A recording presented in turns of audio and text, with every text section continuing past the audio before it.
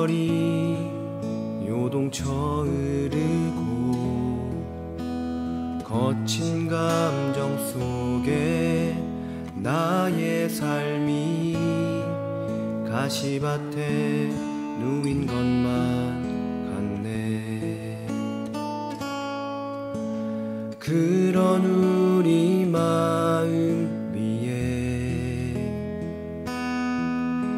주님이 손을 얹어 잠잠하라 괜찮다 하시니 평안이 내게 오네. 나의 간절함을 들으시고 주의 음성이 내게 평안을 주시니 나의 예배를 받으시고 주의 사랑이 나의 삶에 영원히 녹아내리기를.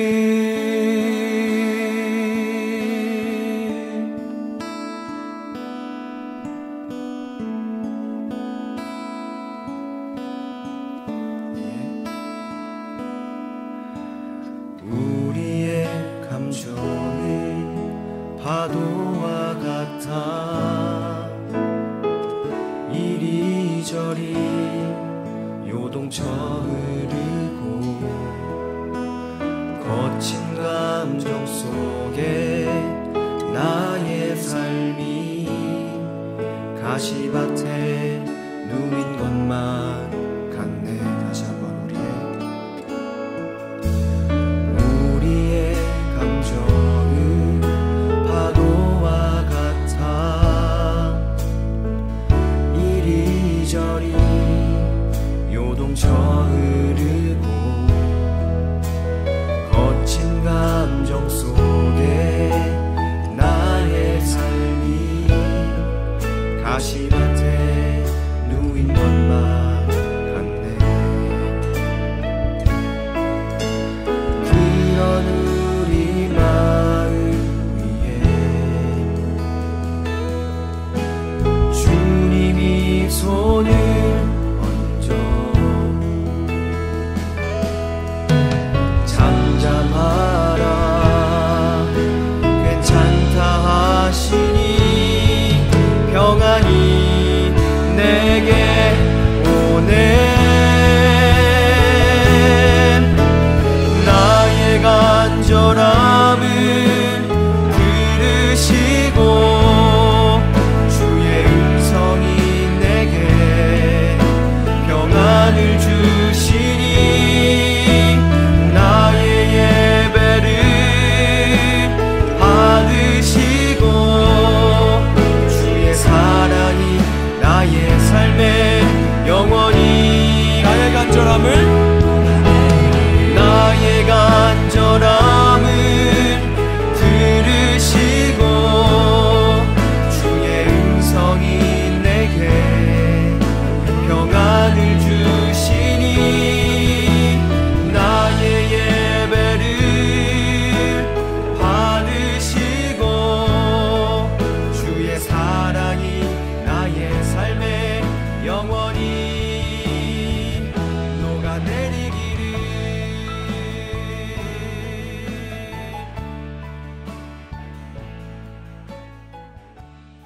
사랑가족 여러분, 안녕하세요. 9월 10일 수요 기도회를 시작하겠습니다. 하나님 말씀은 마태복음 13장 45절에서 46절까지 말씀입니다. 또 천국은 마치 좋은 진주를 구하는 장사와 같으니 극히 값진 진주 하나를 발견하며 가서 자기의 소유를 다 팔아 그 진주를 사느니라. 아멘. 우리는 주일에 예수생명 컨퍼런스를 진행하고 있습니다. 죄와 속량에 대해서 말씀을 들었습니다. 우리가 죄의 종이었고 마귀의 종이었던 자들인데 예수 그리스도의 속량으로 말미암아 하나님의 자녀가 되었고 하나님의 백성이 되었습니다.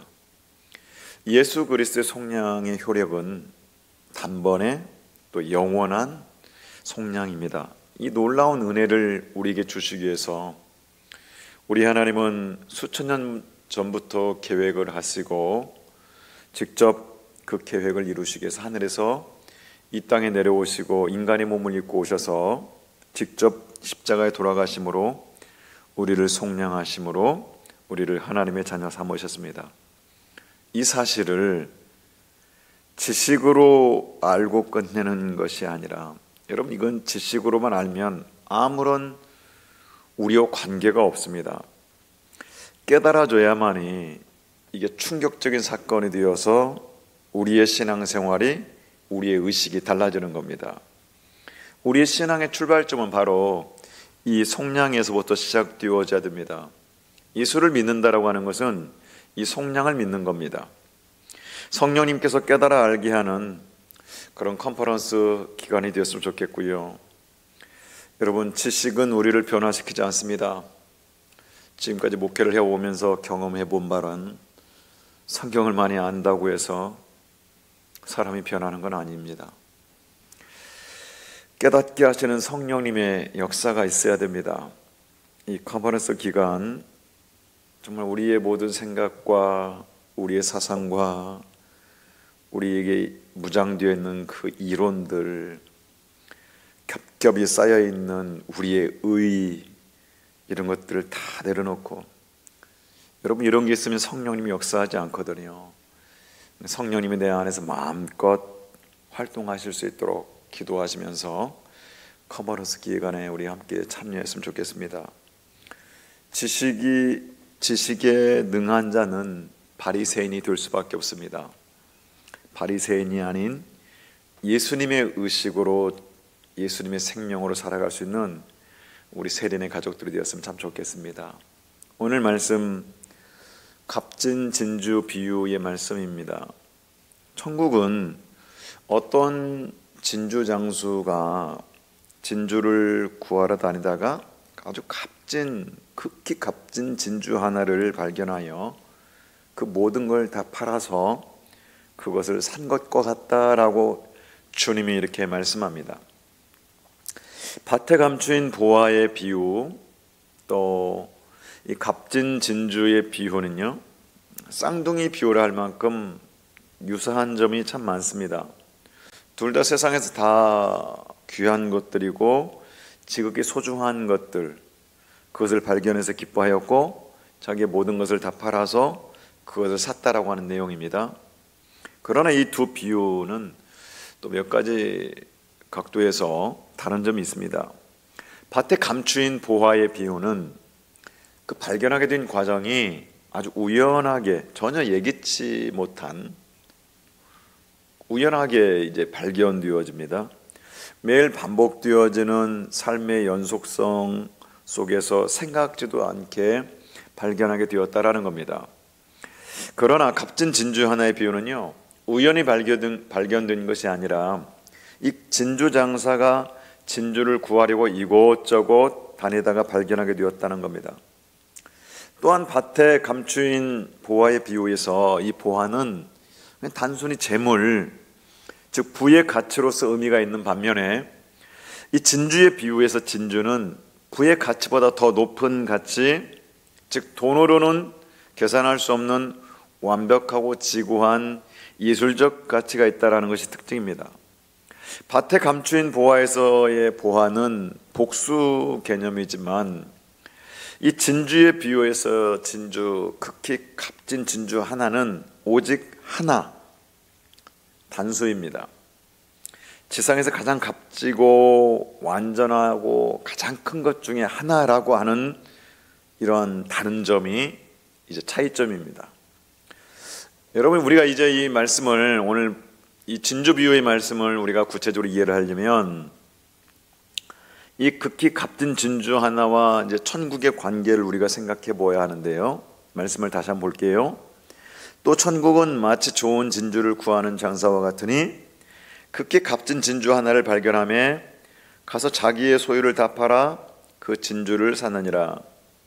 여러분, 이 말씀 이해하려면요, 이 고대 세계에서 진주의 가치를 우리가 생각해 보아야 됩니다. 당시 사람들에게 있어서 진주는 다른 어떤 보석들보다도 가장 뛰어난 가치가 있었습니다. 금이나 은이나 그 어떤 보석들은 여러분 다 인공적인 가공을 하잖아요. 금도 마찬가지로 금은 녹여가지고 순수한 금으로 만드는 과정이 필요하고요. 뭐 값진 다이아몬드도 마찬가지 아닙니까?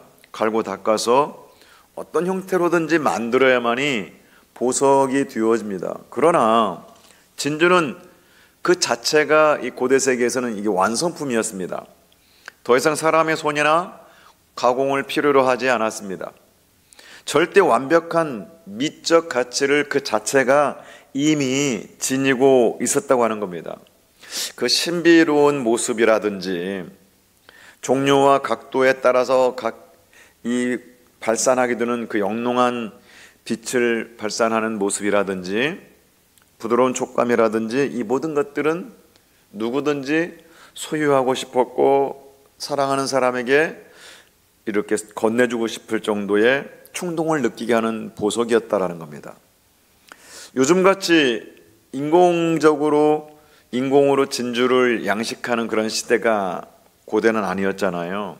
그러니까 그때는 진주를 얻는다라고 하는 것은 정말 값진 귀한 일이었습니다. 그래서 그 당시 사람들은 진주하게 되면 어떠한 단순한 재물 이상의 예술적 가치를 지닌 보석으로 취급을 하였습니다.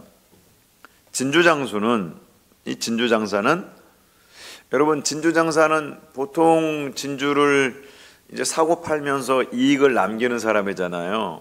그런데 오늘 본문은 절대적으로 완벽한 진주 하나를 만났을 때 그것을 팔아서 이익을 남기려고 하는 것보다는 그 진주를 소유하고 싶은 바로 싶어하는 이 부분에 강조점을 두고 있다는 겁니다. 여러분, 이 세상에서 하나밖에 없는 가장 아름다운 진주를 소유하였다라고 하는 것은 여러분 몇 가지 의미가 있겠죠. 그것을 소유한 사람에게는 비교할 수 없는 기쁨과 만족감을 준다라고 하는 거겠죠. 여러분, 마치 미술 수집가가 쉽게 구할 수 없는 피카소의 작품이나 렘브란트의 작품을 소유하고 있다고 한다면 그 자부심과 그 만족감 대단할 겁니다. 이 세상에서 가장 아름다운 진주를 가진 사람도 마찬가지일 거예요. 이 사람에게는 만족감과 기쁨과 행복, 평강, 이루 말할 수 없는 게 있을 거예요. 밭에 감추인 보화를 발견한 농부가 그 기쁨을 감출 수 없어서 그 마음을 들키고 싶지 않아가지고 이제 숨겨두고 돌아왔던 것처럼 이 값진 진주를 발견한 사람은 상상할 수 없는 환희와 기쁨, 자기 생의 큰 목적을 달성할 것 같은 그러한 감격을 가졌을 것입니다. 여러분, 이것이 바로 천국을 발견한 사람이 가지는 만족감, 황홀감, 자부심, 설명할 수 없는 엄청난 기쁨이라는 겁니다.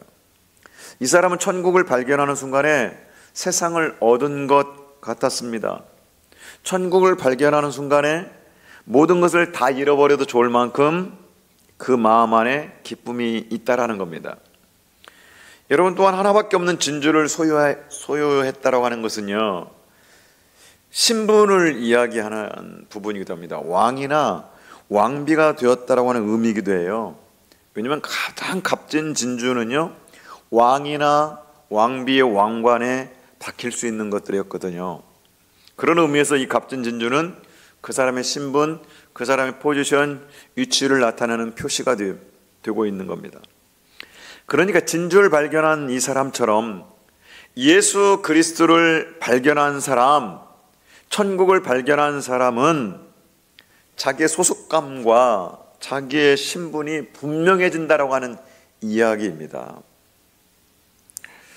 오늘 본문에서 우리가 생각할 수 있는 것, 천국은 최고의 가치를 가진 하나의 값진 진주처럼 그 자체가 완전한 절대적 가치를 가지고 있다는 것을 이 비유를 통해서 말씀해 주고 있습니다.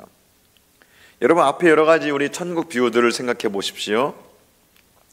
이 비유들을 보게 되면 특징이 뭐였습니까? 천국은 우리에게 완제품으로 주어지는 것이 아니라고 하는 부분을 우리가 느낄 수 있었잖아요. 첫 번째, 씨 뿌리는 그 비유에서 천국은 씨가 뿌려지는 것과 같다. 그래서 하나님의 말씀, 천국의 말씀이 뿌려져서 싹이 나고 자라서 30배, 60배, 100배 열매를 맺는 것이다. 즉 천국은 성장하고 성숙하는 것이라고 그 비유를 통해서 말씀하잖아요. 또 가라지 비유에서처럼 사탄의 세력과 함께 공존하는 것이 천국이다라고 이 비유에 말씀하십니다. 그리고 또 천국은 또 겨자씨 비유를 통해서 지극히 작게 시작해서 상상할 수 없을 만큼 확장되어지는 것이라고 말씀하고 있습니다. 뿐만 아니라 천국을 누룩의 비유에서 말씀하고 있는 것처럼 우리 자신만 변화되는 것이 아니라 우리가 살고 있는 주위, 환경, 이 세상을 변화시키는 것이라고 이 누룩의 비유를 통해서 예수님이 말씀합니다. 자, 그런데 오늘 본문에 값진 이 진주의 비유에서 천국은요, 우리에게 있어서는 성장하고 발전하는 것이지만 하나님께 있어서는 이미 완성된 것이라는 사실을 우리에게 지금 말씀해 주고 있는 겁니다. 하나님께 있어서는 여러분, 천국은 더 이상 발전될 것이 없는 완전하고 완벽한 것이죠. 퍼펙트한 것이죠. 그러므로 우리 안에 이루어진 이 천국은요, 하나님의 나라가 완성된 곳까지 계속해서 자라나야 된다는 겁니다. 천국은 우리 안에서 자라나야 돼요. 예수 그리스도와 함께 자라며 성장하고 성숙하며 확장되어지며 기적을 일으키는 겁니다. 그러나 이 육신이 끝날 때에, 우리가 이 세상을 떠날 때 우리는 주님의 나라에 완전히 거하게 되는데요, 그 완벽한 하나님 나라, 그 천국, 그 나라가, 완벽한 나라가 있다는 것을 우리는 알게 되는 겁니다. 오늘 본문의 비유에서 여러분, 주님이 하셨던 말씀, 요한복음 14장 2절 3절 말씀에 이런 말씀 주님이 하셨죠. 내 아버지 집에 거할 곳이 많도다. 그렇지 않으면 너에게 일렀으리라. 내가 너희를 위하여 거처를 예비하러 가노니 가서 너희를 위하여 거처를 예비하면 내가 다시 와서 너희를 내게로 영접하여 나 있는 곳에 너희도 있게 하리라. 여러분, 이 말씀 보면 분명히 예수님이 천국이 있음을 말씀하고 있습니다. 내 아버지 집에는 있을 곳이 많다. 그렇지 않다면 내가 너희들에게 있을 곳을 마련하러 간다고 말할 이유가 없지 않겠느냐. 나는 너희가 있을 곳을 마련하러 간다. 내가 가서 너희가 있을 곳을 마련하고 난 뒤에 내가 다시 와서 너희를 나에게로 내가 데려다가 내가 있는 곳에 너희도 함께 있게 하겠다. 완전한 하나님의 나라가 있다는 거예요. 그러나 지금 우리에게 있어서의 천국은 성장하고 성숙하고 발전해 가는 겁니다. 여러분, 오늘 이 값진 진주 비유에서 우리가 배울 수 있는 것은 천국을 소유하는 방법입니다. 밭에 감추인 보화의 경우는 여기에서 천국은 기대하지 않았는데 우연히 발견된 경우잖아요. 마치 어느 날 우연히 친구를 따라서 교회를 한번 갔는데 놀랍게도 예수 그리스도의 복음을 발견해서 깨닫게 된 것과 같은 거죠. 이런 사람들은 고생하지 않고 주님을 알게 된 겁니다.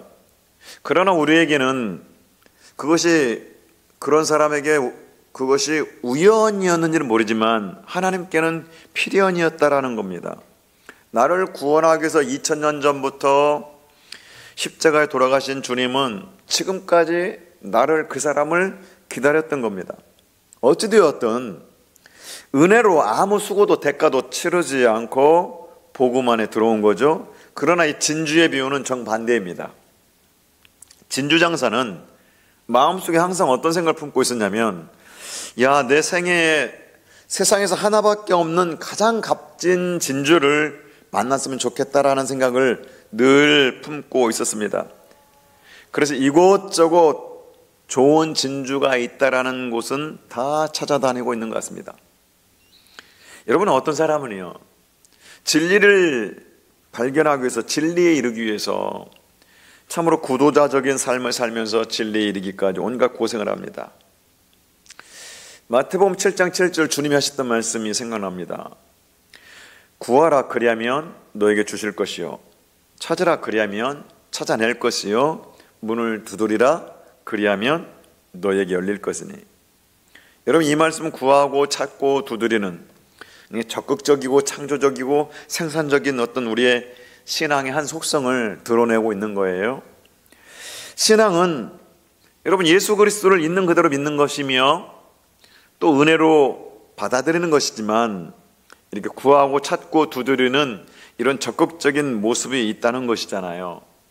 예수 그리스도를 만날 때까지 수없이 많은 정말 방랑을 하고 방황을 하고 구도자적인 삶을 살아가는 사람이 있습니다. 불교를 거치고 온갖 철학과 온갖 사상과 온갖 종교를 다 거칩니다. 진리를 만나기 위해서 그 수많은 세월을 보내고 돈을 쓰고 고행을 하며 보냅니다. 그러다가 끝내는 허무감과 허탈감에 빠지게 됩니다. 그러던 어느 날 십자가에서 피 흘려 돌아가신 예수 그리스도의 은혜의 복음을 만나게 됩니다. 그래서 그 사람은 지금까지의 방황을 정리하고 참된 안식을 찾게 됩니다. 여러분, 교회 안에도 이렇게 방황하는 사람들이 많이 있어요. 이 교회 저 교회, 이 교파 저 교파, 이 기도원 저 기도원. 그렇게 율법 속에서 방황하다가 어느 날 예수 그리스도의 은혜의 복음을 발견한 사람이 있습니다. 그런 분들은 신앙의 고통이 이루 말할 수가 없는 거죠. 그렇게 찬송을 불러도, 그렇게 기도를 해도, 그렇게 말씀을 들어도 마음에 기쁨이 없었던 그 사람이 어느 날 예수 그리스도의 복음 앞에서 그 많은 나의 죄가 다 사해졌다라는 이 엄청난 사실 앞에서, 영원한 생명이 나에게 주어졌다라는 이 엄청난 사실 앞에서 감격하고 눈물을 흘리는 것을 보게 됩니다. 여러분, 천국은 이렇게 수고하고 애쓰고 찾고 두드리다가 드디어 만난 보석과 같다는 겁니다. 우리는, 성도 여러분, 우리의 진주를 찾기 위해서, 우리의 영원한 구세주를 만나기 위해서 얼마나 노력하고 애쓰십니까? 교회 좀 다닌다고 해서, 설교 좀 들었다고 해서 노력을 다 했다라고 생각하시면 안 됩니다. 얼마나 진지하게 성경을 읽었으며 얼마나 진지하게 무릎을 꿇고 하나님 만나기를 갈망하고 계십니까? 너희가 전심으로 찾고 찾으면 나를 만날 것이다 라고 주님 말씀했습니다. 여러분, 교회 좀 다니는 것으로 의무를 다했다라고 생각하지 마십시다. 찾아야 됩니다. 두드려야 됩니다. 구해야 됩니다. 그건 현재 진행형입니다. 그러면 우리 주 예수 그리스도가 우리 앞에 보여질 것입니다. 여러분, 발명가가 위대한 하나의 발견을 위해서 발명가들이나 과학자들은 그 수만 번의 시행과 시험과 시행착오를 거치잖아요. 그래서 드디어 새로운 것을 발견합니다. 기다림과 고통이 없이는 아무것도 되는 게 없는 거죠. 그러므로 예수 그리스도를 만나기 위해서 우리는 시간을 투자해야 됩니다. 성경 좀 안다고, 성경 좀 읽었다라는 것으로 다 되었다고 생각하면 이건 오산입니다. 선입관을 가지지 마시고 어린아이처럼 어린아이의 마음으로 예수님 앞에 서게 되면 누구든지 보배이신 예수님, 진주이신 예수 그리스도를 만나게 될 겁니다.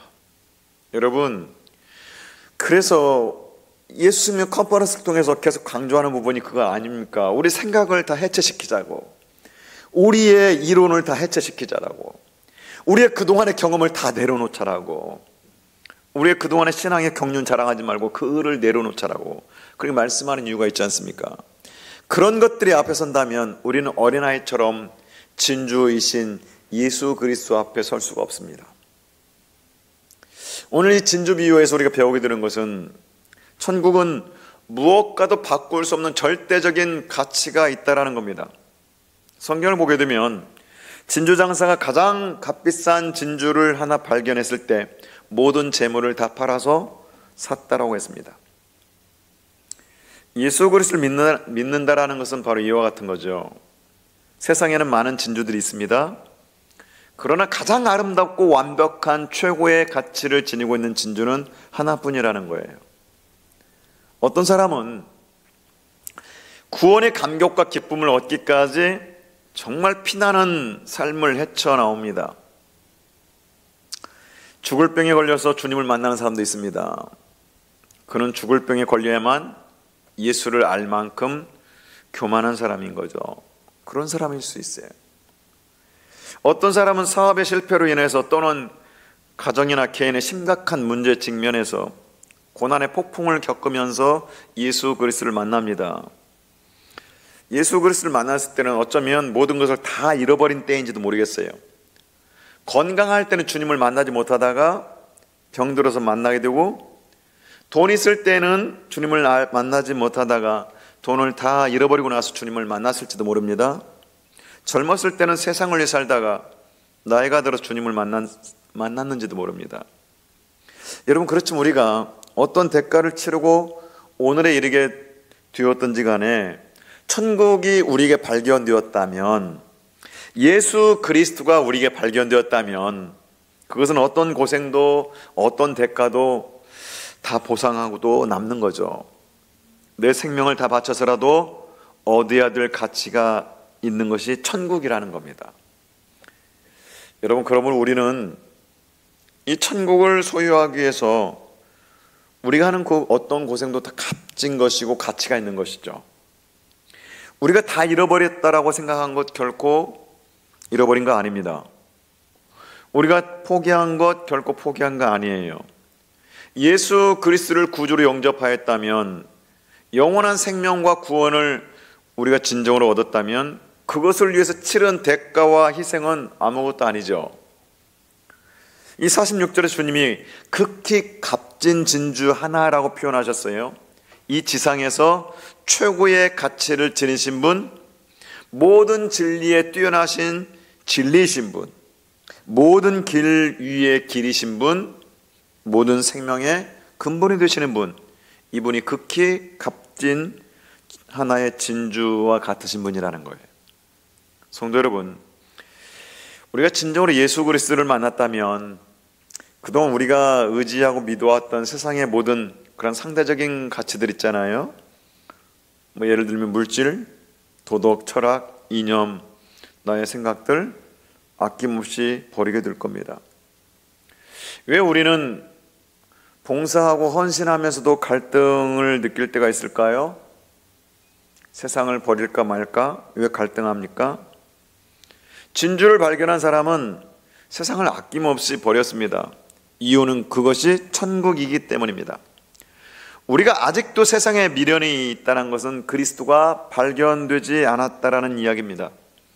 말이나 글로는 알겠는데 실제 가슴으로 와닿지 않는 거예요. 눈으로 목격하고 손으로 만져봐주지 않았기 때문에 아직도 세상을 포기하지 못하고 있는 겁니다.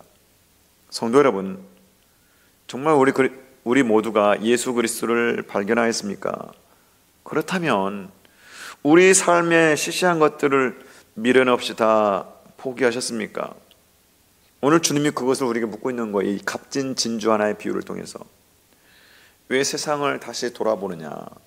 왜 세상으로 다시 돌아가느냐? 왜 아직도 과거에 연연하느냐? 주님이 묻고 계시는 거죠. 여러분, 사도 바울의 고백 기억나시죠?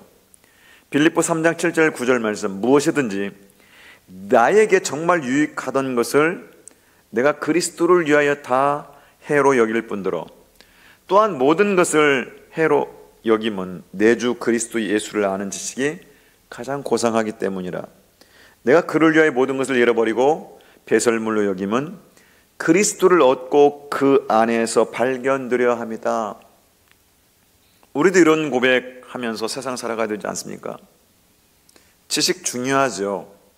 자식도 중요하고, 돈도 중요하고, 명예도 중요하고, 성공도 중요합니다. 그러나 여러분, 이런 것들 그리스도 바꿀 수 있는 것이 아닙니다. 우리가 귀중하게 생각하는 그 모든 그 상대적인 그 가치들, 바울처럼 포기하는 축복이 우리에게 있어야 됩니다. 값진 진주를 얻기 위해 진주장사는 자기가 가진 것을 팔아서 진주를 샀다고 했는데요, 여기서 우리는 몇 가지 배울 수 있는 태도가 있죠. 그것은 신앙은 결단이 필요하다는 겁니다.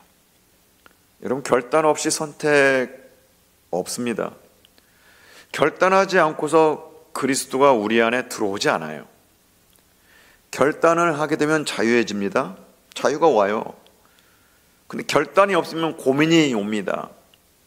자꾸 견주어 보고 계산하고 비교하게 되고, 그러면 진주를 못 사는 거죠. 우리는 오늘 결단해야 됩니다. 주님, 나는 죄인입니다. 주님은 나의 구원자이십니다. 나를 속량하신 분이십니다. 주님, 이제 내가 주님만을 나의 인생의 주인으로 모시며 살겠습니다. 우리는 주님을 선택해야 됩니다. 결단해야 됩니다. 그리고 포기하는 것이 신앙이라는 겁니다. 선택이란 포기잖아요. 여러분, 포기하지 않고 선택 없어요. 포기하는 자에게 자유가 있습니다. 내가 사랑하는 한 여자를 선택했다고 하는 것은 지구상의 모든 여자를 포기했다라는 뜻입니다. 한 남자를 선택했다고 하는 것은 지상의 모든 남자에게 눈을 감았다라는 뜻이죠. 이것이 결혼 서약이잖아요. 물론 내가 사랑하는 여자보다 더 좋은 여자, 더 똑똑한 여자가 있겠고요. 그러나 나는 이 한 여자를 위하여 다 포기하겠다라고 하는 거, 여러분, 그게 선택이잖아요. 신앙도 마찬가지입니다. 우리는 기쁘게 포기해야 됩니다. 여러분, 우리의 몸도 마찬가지잖아요. 이 몸은 주님을 주인으로 모신 성전이라고 말하고 있잖아요. 그러면 우리는 주님을 주인으로 모신 성전임을 고백하면서 이 성전을 더럽히는 것들을 끊어야 됩니다. 시시한 것을 소중한 것처럼 평생을 붙들고 사는 사람이 되어서는 안 돼요. 명예가 무슨 소용이 있으며, 지식이 무슨 소용이 있으며, 이념이 무슨 소용이 있습니까? 그것들이 우리를 행복하게 해줄 것처럼 우리는 믿지만, 우리가 죽을 때는 그것들이 다 돌멩이일 뿐이고 허수아비일 뿐입니다. 그리고 마지막으로 기회를 놓치지 말아야 된다고 하는 것을 이 진주장사를 통해서 말해주고 있습니다. 값진 진주를 오늘 놓치면 다시 기회는 오지 않습니다. 그래서 성경은 지금은 은혜 받을 만한 때요, 지금이 구원의 날이다라고 말하고 있습니다. 오늘밖에 없다라는 거죠. 내일은 늦습니다. 여러분, 내일의 시간은 우리의 시간이 아니에요. 그런데 우리는 영원히 살 것처럼 착각하고 그러다 보니까 잘못 살아갈 때가 너무나 많습니다. 여러분, 결단해야 됩니다. 포기해야 됩니다. 그리고 기회를 놓치지 말아야 됩니다. 그래야 하나밖에 없는 진주 예수 그리스도를 선택할 수 있고, 예수 그리스도를 주인으로 모실 수 있고, 예수 그리스도를 따라갈 수가 있는 겁니다. 이것이 천국의 역사를 가지고 살아가는, 하나님 나라를 누리며 살아가는 사람들입니다. 이 천국의 역사, 하나님 나라를 누리는 우리 세련의 모든 가족들이 되어지기를 주님의 이름으로 축복합니다. 기도하겠습니다. 하나님 아버지, 천국을 발견한 사람에게는, 예수 그리스도의 구원과 영생을 발견한 사람에게는 세상은 어떤 것도 유혹이 되지 않습니다. 우리로 하여금 모든 유혹에서 벗어나게 하여 주시고, 모든 염려와 근심과 걱정에서 벗어나게 하여 주옵소서. 영원한 천국을 사모하게 하시고 내 안에서 자라고 있는 하나님 나라를 보게 하여 주옵소서. 하나님, 우리는 주님의 것입니다. 우리가 주님의 것이기 때문에 우리의 시간도 우리의 재물도 우리의 재능도 다 주님의 것입니다. 우리에게 맡겨주신 것들을 통해서 주의 영광이 나타날 수 있도록, 주님만이 홀로 영광 받으실 수 있도록 그렇게 사용하는 우리가 되게 하여 주옵소서. 오늘의 기회를 놓치지 말게 하시고 장담할 수 없는 내일로 미루지 말게 하여 주옵소서.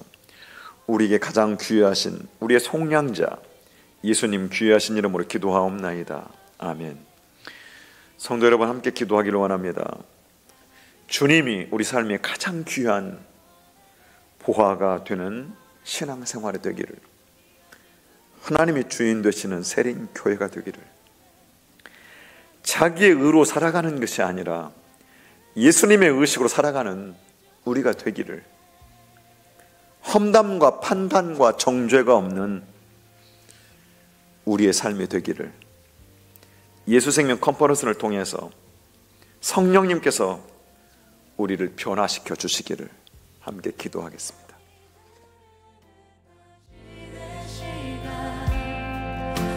살아가는 우리 주의 말씀으로 더 사랑으로 젖어가길 원하네. 십자가 그 사랑에는 영원하리니 흘리신 피와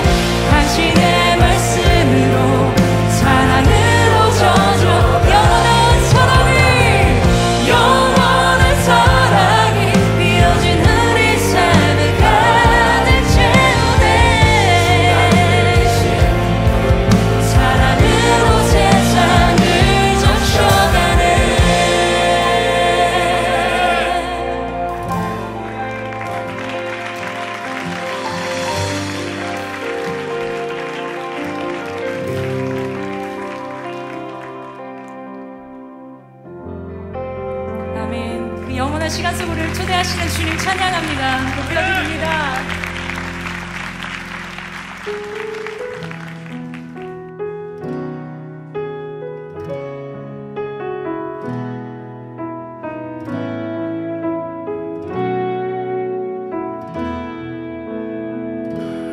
여호와는 우리에게 은혜 주시며 여호와는 나의 빛 나의 구원이시니 여호와는 내게 복을 주시고 우릴 지키시기를 원하네.